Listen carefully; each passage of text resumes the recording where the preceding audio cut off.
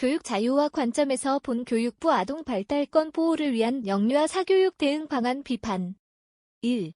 증상을 억압하는 정책 대시 공급자 독점이라는 근본 원인을 외면한다.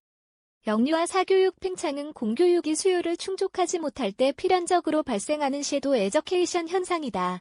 유아 사교육비 8,154억 원, 참여율 47.6%라는 수치는 공교육 공급의 구조적 실패를 보여주는 지표다. 그런데 교육부의 대응은 그 실패의 원인인 공급자 독점 구조를 건드리지 않고 민간 공급자에 대한 규제, 레벨 테스트 금지, 만 3세 미만인지 교습 금지, 허위 광고 금지를 강화하는 방향이다. 공급 독점이 유지되는 한 수요는 사라지지 않는다. 규제는 공식적인 공급 채널을 막을 뿐이며 수요는 더 불투명하고 규제 바깥의 경로로 이동한다. 이는 문제를 해결하는 것이 아니라 음지화하는 것이다. 2. 단순계적 사고에 전형대시 규제하면 줄어들 것이다. 교육 시스템은 복잡계다.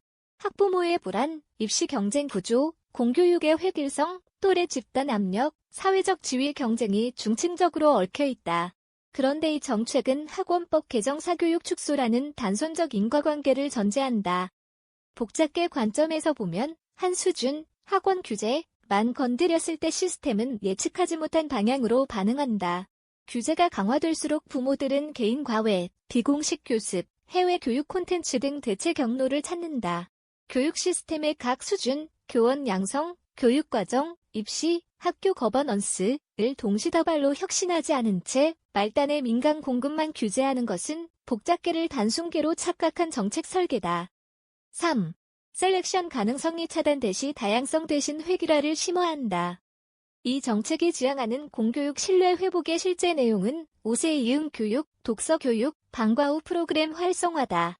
즉 국가가 제공하는 단일한 교육 모델을 강화하는 방향이다. 그러나 영유아기 아동의 발달 속도와 방식은 개인차가 크다.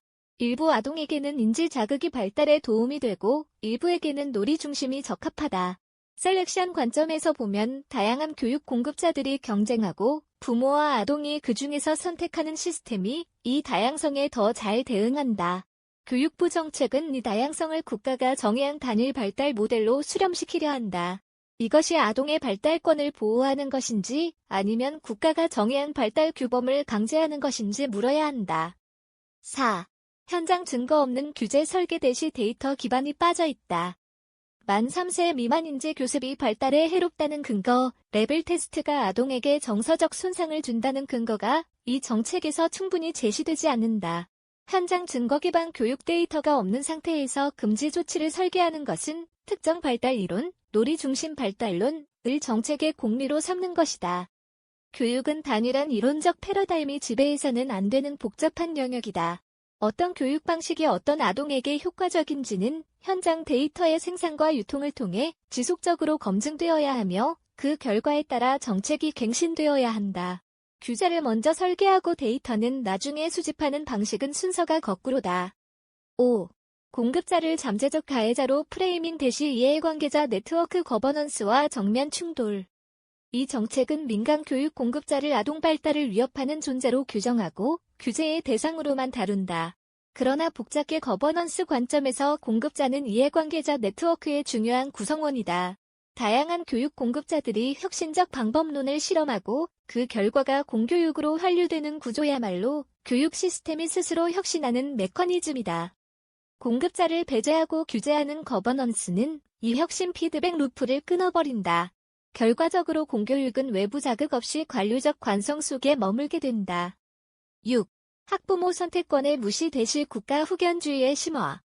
학부모의 불안과 경쟁 심리에 기인한다는 교육부의 진단은 학부모를 비합리적 행위자로 규정하는 시각을 내포한다.